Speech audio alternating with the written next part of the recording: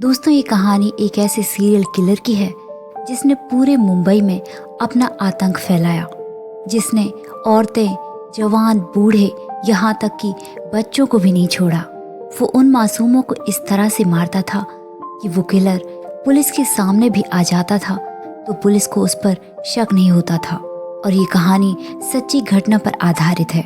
ये कहानी है 1960 के दशक की, जब मुंबई बॉम्बे हुआ करता था, जहां पर मुंबई के एक इलाके पर एक के बाद एक हत्या की घटनाएं सामने आने लगी। तरीका सबका एक जैसा था, रात को सोए हुए लोगों पर रॉड से हमला करके किसी को जान से मार देना। और हत्याओं में शामिल लोग अधिकतर गरीब और फुटपाथ पर सोने वाले लोग थे। कहानी की शुरुआत एक क्लब से होती है, जहां पर हम राघव नाम के आदमी को देखते हैं। वो अपनी गर्लफ्रेंड के साथ वहां पर डांस कर रहा था और फिर वो दोनों वहां से बाहर निकल जाते हैं। रास्ते में राघव एक आदमी को फोन करता है और वही हम दूसरी तरफ देखते हैं कि जिस आदमी को राघव कॉल कर रहा है वो आदमी कहता है, मैं तेरे पैसे दे दूंगा, मुझे मत मार, तू मुझे चाचा बोलता है ना, एक बार मुझे माफ कर दे।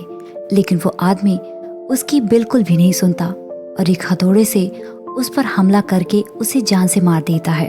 और जिस आदमी की हत्या कर दी गई वो आदमी इन नशीले पदार्थों का डीलर था। राघव उस आदमी के घर के बाहर आ गया था। वो उसे कॉल करता है लेकिन कॉल कोई भी नहीं उठाता। कॉल ना उठाने पर राघव उसके घर के अंदर चला जाता है।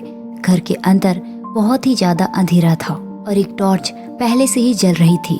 राघव टॉर्च जलाकर उस आदमी को देखता है तो उसे किसी ने जान से मार दिया था। दरअसल राघव यहाँ पर उस आदमी से एक नशीला पदार्थ लेने आया था और वो पदार्थ उठाकर वो अपनी जेब में रख लेता है। तभी बाहर से कोई पड़ोसी आता है। वो कहता है, चाचा तुम कहाँ हो? राघव उस आदमी से कहता है, चाचा घर पर नहीं है, वो बाहर गए हैं। पड़ोसी उससे पूछता है कि तुम कौन हो? राघव उसकी बात का कोई जवाब नहीं देता और एक हथौड़े से उस आदमी के सिर पर वार कर देता है। और अगली सुबह हम देखते हैं कि राघव खुद ही पुलिस की वर्दी में वहाँ पर आया था। और फिर हमें पता चलता है कि राघव एक पुलिस वाला है। और फिर वो लोग डेड बॉडी को पोस्टमार्टम के लिए ले जाते हैं। और अगले सीन में हम देखते हैं कि थाने में किसी आदमी ने रैपर में लपेटकर एक हथौड़ा भेजा है। और तभी वहाँ पर एक कॉल आ जाती है। वो आदमी राघव से कहता है, क्या आप राघव सर बोल रहे हैं ना? इतना कहकर वो एक गाना गुनगुनाने लगता है और फोन कट कर देता है। अगले सीन में हम देखते हैं कि थाने के बाहर एक आदमी बैठा हुआ है जिसका नाम है रमन। ये उसका असली नाम है, लेकिन उसने पुलिस वालों को अपना गलत नाम बताया है। उसने अपना नाम सिंधी दिवालिया बताया।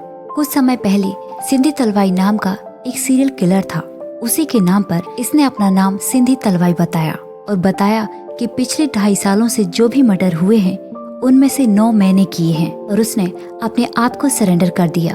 रमन कमिश्नर के सामने उसने जो कुछ भी किया सब कुछ बताता है कि किस तरह से उसने लोगों को मारा। और अभी कॉलोनी में जो 2 मर्डर हुए हैं वो भी उसी ने ही किए थे। उसने बताया कि मेरा मर्डर करने का कोई मोटिव नहीं था, बस मेरा मन किया तो मैंने मार दिया। और वो कहता है कि आप लोग भी तो लोगों को मारते हैं, लेकिन आपको सरकार रहने खाने को सब कुछ देती है। राघव भी वहीं पर मौजूद था। वो राघव को इस तरह से देख रहा था जैसे वो उसे पहले से पहचानता है। पुलिस वाले रमन की बातों को ज्यादा सीरियस नहीं लेते और उसे एक बिल्डिंग में ले जाकर बंद कर देते हैं। और फिर उसकी बहुत ज्यादा पिटाई की जाती है और पूछते हैं कि तू सच सच बता दे, किसी को मर्डर किया है या यहाँ फालतू में आया है? लेकिन रमन यहाँ बहुत चालाक था। वो पुलिस वालों के सामने इसलिए आया कि यदि उसे जेल में रख लिया जाएगा तो उसे खाना पीना अच्छी तरह मिलता रहेगा, और उसे जेल में न रखा गया तो उसे कोई गुनहगार भी नहीं समझेगा, चाहे वो कितने भी क्राइम करता रहे। अब रमन उस बिल्डिंग में बंद था। तभी हम देखते हैं कि बिल्डिंग के बाहर कुछ लड़के आकर क्रिकेट खेलने लग जाते हैं। तभी उन लोगों को किसी की आवाज सुनाई देती है और वो आवाज रमन की थी, जो जोर जोर से चिल्ला रहा था। रमन अंदर ही अंदर प्रैक्टिस कर रहा था कि जब उसके सामने कोई आएगा तो वो किस तरह रोकर उनसे हेल्प मांगेगा ताकि उसे यहाँ से बाहर निकाल दिया जाए। और फिर वो लड़के रमन की आवाज सुनकर वहाँ पर आ जाते हैं। रमन खिड़की से उन लड़कों को अपनी दर्द भरी दास्तान सुनाता है और रोने लग जाता है। वो लड़के उस पर तरस खाकर ताला तोड़कर उसे बाहर निकाल देते हैं। और अब रमन आजाद हो चुका था। उसका प्लान कामयाब हो चुका था। वो यही तो चाहता था कि पुलिस वाले उसे पागल समझे और उस पर कोई शक न करे। रमन यहाँ वहाँ भटकते हुए एक औरत के घर के सामने जाता है। वो औरत अपने बच्चे को खाना खिला रही थी। वो उसे अजीब सी नजर से देख रहा था। उसे लगा कि वो औरत घर में अकेली है। वो अपने हाथ में एक बड़ा सा पत्थर उठाता है। वो उसके घर के अंदर जाने लगा। तभी वो देखता है कि उसके घर के अंदर बहुत सारे लोग खाना खा रहे हैं। उन लोगों को अपने सामने देखकर वो वहाँ से भाग जाता है। वहाँ से रमन एक लोहे की दुकान में जाता है। वो दुकानदार से एक लोहे का रॉड मांगता है, लेकिन दुकानदार इसके पैसे मांगता है और रमन के पास उसे देने के लिए पैसे नहीं थे। और फिर रमन भटकते हुए रास्ते में जा रहा था। तभी उसे लोहे का एक रॉड मिल जाता है। वो उसे उठा लेता है। वहाँ से वो अपनी बहन के घर जाता है। वो बहुत सालों बाद अपनी बहन से मिलने वाला था। रमन की बहन जैसे ही उसे अपने सामने देखती है, वो बहुत ज्यादा डर जाती है। वो कहती है, तू यहाँ क्यों आया और तुझे मेरे घर का पता किसने दिया? रमन कहता है, मैं कुछ नहीं करूँगा, बस मुझे भूख लगी है, मैं खाना खाकर यहाँ से चला जाऊँगा। बहन को अपने भाई की इस हालत पर थोड़ा सा तरस आ जाता है, जबकि उसकी बहन उसके कुकर्मों के बारे में सब कुछ जानती थी। और फिर वो उसे अपने घर के अंदर ले आती है। उसकी बहन का एक बेटा था और उसके पति अभी काम पर गए हुए थे। वो रमन से कहती है कि मेरा बहुत अच्छा घर बस चुका है, अब प्लीज मेरे पति से कुछ इस तरह की बात मत करना कि मेरा बसा बसाया घर बर्बाद हो जाए। वो आने ही वाले हैं और वो बहुत अच्छे इंसान हैं। रमन दीवार पर कुछ तस्वीरें देखता है और कहता है कि इसमें सब लोगों की फोटो है, मेरी तस्वीर यहाँ पर क्यों नहीं है? तभी उसके बहन का हस्बैंड बलबीर आ जाता है। बलबीर कहता है, तुम्हारा एक फोटो है हमारे पास, वो तुम्हारी बहन ने अपने पास रखा है। रमन कहता है, चल कोई बात नहीं, मैं 4 दिन से भूखा हूँ, मैंने कुछ भी नहीं खाया, मुझे बस खाना खिला दे, मैं यहाँ से चला जाऊंगा। और फिर उसकी बहन बाजार से कुछ सामान लेने जाती है रमन को खाना बनाने के लिए। रमन बलबीर से कहता है कि आप अपने परिवार को इतना प्यार करते हैं, मेरी बहन मुझे प्यार क्यों नहीं करती? बलबीर कहता है कि आपने कुछ काम अच्छे किए होते तब आपकी बहन आपसे प्यार करती। ये बात सुनकर रमन भड़क जाता है और उठकर उनके घर से चला जाता है। रमन की बहन अपने पति के गले लगकर रोने लग जाती है। बलबीर कहता है, तुम चिंता ना करो। वो चला गया। तभी दरवाजे पर कोई आता है। जब बलबीर दरवाजा खोलता है तो सामने रमन हाथ में हथौड़ा लेकर खड़ा हुआ था। वो रॉड लेकर बलबीर पर हमला कर देता है और अपनी बहन से कहता है कि किसी को कुछ मत बताना, नहीं तो मैं तुम सबको मार दूंगा। अब जा, मेरे लिए खाना बना। उसकी बहन उसके लिए मार्केट से चिकन लेने जाती है और जब वो घर में वापस आती है तो रमन ने उसके बच्चे को भी बांध कर रखा हुआ था और बलबीर के सिर से खून बह रहा था। उसकी बहन रमन से कहती है कि मेरे बच्चे को क्यों बांधा हुआ है? रमन कहता है, बहुत ज्यादा बोल रहा था, तू चुपचाप जल्दी से मेरे लिए खाना बना। रमन की बहन खाना बनाने लग जाती है और फिर वो उससे पूछता है कि तेरे पास कितने पैसे हैं? रमन की बहन कहती है, मेरे पास कोई पैसा नहीं है। और फिर रमन गुस्से से एक बार फिर से बलबीर पर हमला करता है और अब बलबीर की मौत हो जाती है। रमन की बहन बहुत ज्यादा डर चुकी थी। वो उसे 1200 रुपए दे देती है। तभी रमन की नजर उसके कान की बालियों पर जाती है। वो कहता है, मुझे ये भी दे दे। और फिर वो अपनी बालियां भी उसे दे देती है। अब उसकी बहन कहती है, तू यहाँ से जाता क्यों नहीं है? और इसी बात पर रमन अपनी बहन को भी मार देता है। वो बच्चा सब कुछ देख रहा था। रमन बाजार से अखबार लेकर आता है और सभी खिड़की दरवाजों में लगा देता है और फिर खाना खाकर उस बच्चे को भी मार देता है और वहाँ से निकल जाता है। 5 दिन बाद पुलिस उस घर में पहुँचती है। घर से बहुत ज्यादा बदबू आ रही थी। जांच पड़ताल करने के दौरान राघव को रमन का एक फोटो वहाँ पर मिल जाता है जो रमन की बहन ने अपने पास रखा हुआ था और वो कहता है, ये तो वही आदमी है जिसको हमने बिल्डिंग में बंद किया था और वो वहाँ से भाग गया। राघव अपनी टीम के साथ रमन का फोटो दिखाते हुए एक दुकानदार के पास जाता है। वो आदमी रमन का फोटो तुरंत पहचान जाता है। वो कहता है, इसका असली नाम रमन है और ये 2 महीने पहले मेरे पास आया था। ये उस वक्त सोना गिरवी रखने आया था मेरे पास। वो हिसाब किताब में थोड़ा कच्चा है, इसलिए उसका मैं फायदा उठा लेता हूँ। वो अक्सर मेरे पास चीजें गिरवी रखने आता है, लेकिन 2 महीने हो गए वो मेरे पास नहीं आया। उसने राघव को बताया कि वो किसी राघव नाम के आदमी को ढूंढ रहा है। राघव सोचने लग जाता है कि राघव तो मेरा नाम है, आखिर वो मुझे क्यों ढूंढ रहा है। और दूसरी तरफ हम देखते हैं कि रमन एक चाय वाले के पास जाता है। वो एक न्यूज़पेपर पढ़ रहा था। उसमें लिखा हुआ था कि एक घर में 3 लोगों की सड़ी गली लाश मिली। और फिर वो आदमी रमन का मजाक उड़ाने लग जाता है। रमन कहता है, ये जो तू खबर पढ़ रहा है ना, इन तीनों को मैंने ही मारा है, वो मेरी बहन लगती थी। ये बात सुनकर वो आदमी चुप हो जाता है। और अब हम देख सकते हैं कि रमन कितना दरिंदा है, जिसने अपनी बहन को भी नहीं छोड़ा, बहन के बच्चे को भी नहीं छोड़ा, तो वो किसी और पर क्या तरस खाएगा। और अब रमन राघव के घर पर नजर रखने लगा था। राघव के घर पर उसकी गर्लफ्रेंड रहा करती थी। एक दिन उसकी कामवाली राघव के घर से काम करके अपने घर जा रही थी। ये वही औरत थी जिस औरत को राघव ने मारने के लिए एक दिन पत्थर उठा लिया था। और फिर वो उस औरत का पीछा करने लग जाता है। जब रमन उसके घर जाता है तो वो औरत अपने बच्चे को चुप करा रही थी और एक आदमी उसके घर के बाहर सो रहा था। रमन उस आदमी के पास जाकर रॉड से उस पर हमला करके उसे मार देता है। उस आदमी की चीखने चिल्लाने की आवाज सुनकर वो औरत अपने कमरे से बाहर आ जाती है। वो रमन को देखकर बहुत ज्यादा डर चुकी थी। रमन उसके घर के अंदर चला जाता है और तभी दरवाजे पर एक बूढ़ी औरत आ जाती है। रमन दरवाजा खोलता है। वो बूढ़ी औरत इस तरह रमन को देखकर बहुत ज्यादा डर गई थी और रमन चुपचाप वहां से निकल जाता है।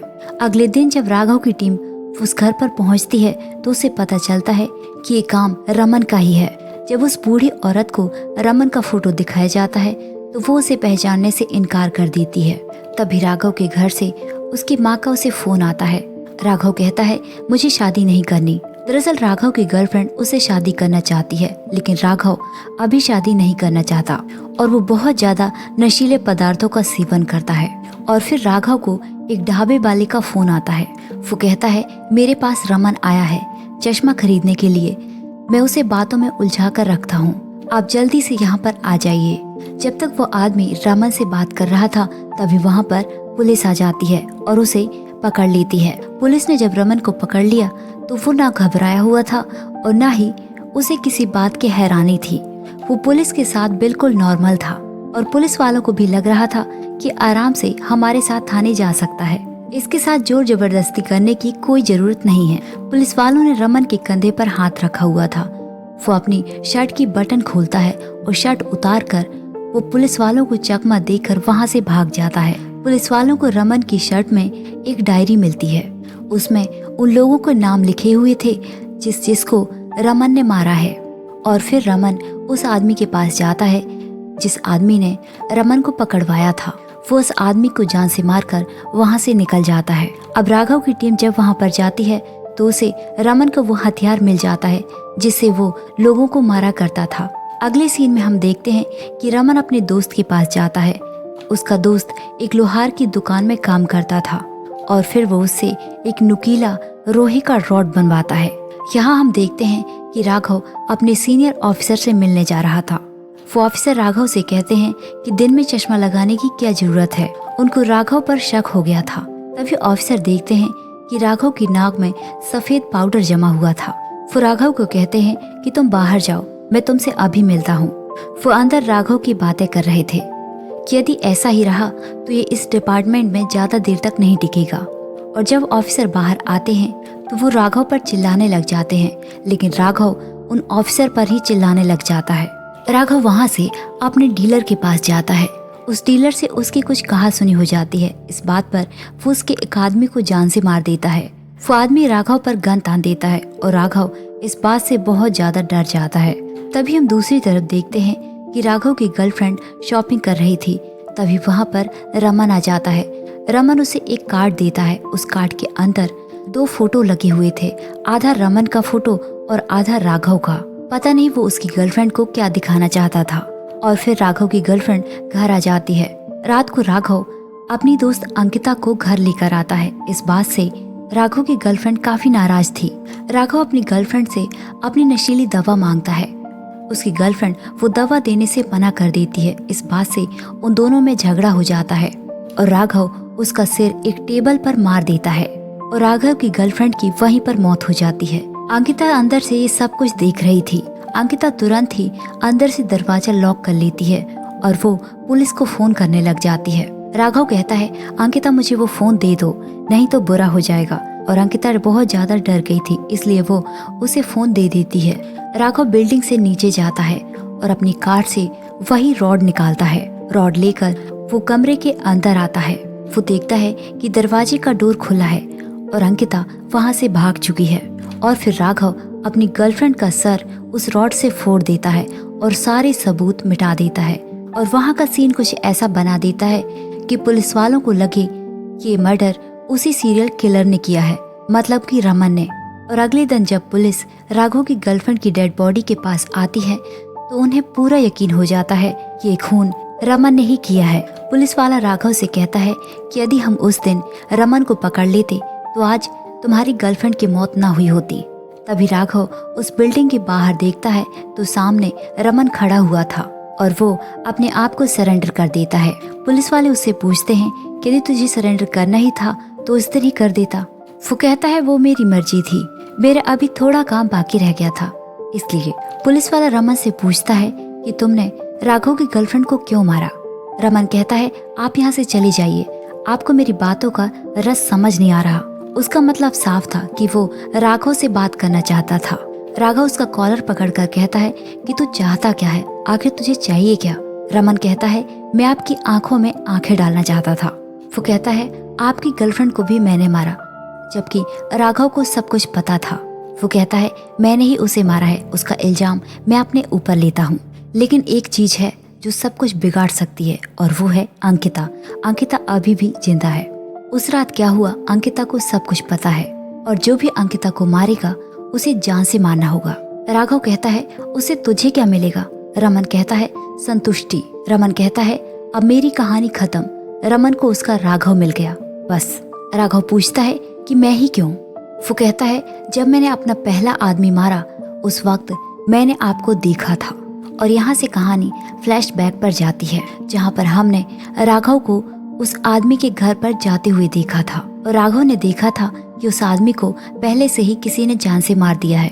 और तभी वहाँ पर एक पड़ोसी आ गया था और फिर उसने उस पड़ोसी को उस रॉड से जान से मार दिया था। और ये सब कुछ रमन वहाँ पर देख रहा था क्योंकि रमन वहीं पर मौजूद था। और जिस आदमी को रमन ने मारा वो उसका चाचा था। वो बताता है वो चाचा बचपन में मुझे बहुत मारता था। एक दिन मैं सारा पैसा लेकर वहाँ से भाग गया और कुछ सालों के बाद मैं उसके पास वापस गया। मैंने उसे मार तो दिया लेकिन उसे मारने के बाद मैं उसके सबूत मिटाता उससे पहले आप मुझे देख गए। आपने उस आदमी को जान से मार दिया और उस हथौड़े से निशान मिटा दिए और आप चाचा का फोन भी ले गए। और अगले दिन पुलिस वाला बनकर खुद वहाँ पर आ गए और उसी वक्त पहली नजर में मुझे आपसे प्यार हो गया था। यही आदमी है जो मुझे मुक्ति दिला सकता है। मैंने जो कुछ भी किया आपसे ही सीखा और अब आगे की कहानी आपको चलानी है। मतलब अंकिता अभी भी जिंदा है इसलिए ये काम आपको ही संभालना है। और फिर राघव वहाँ से रात को अंकिता के घर जाता है। अंकिता बहुत ज्यादा डरी सहमी सी बैठी हुई थी। वो बार बार बेल बजाता है। अंकिता डोर खोलती है और राघव उसे जान से मार देता है और यहीं पर मूवी का एंड हो जाता है। इस मामले ने सरकारी वकीलों ने रमन के लिए फांसी की सजा मांगी लेकिन कोर्ट ने उसे आजीवन कारावास की सजा सुनाई क्योंकि कोर्ट का मानना था कि वो मानसिक रूप से बीमार था।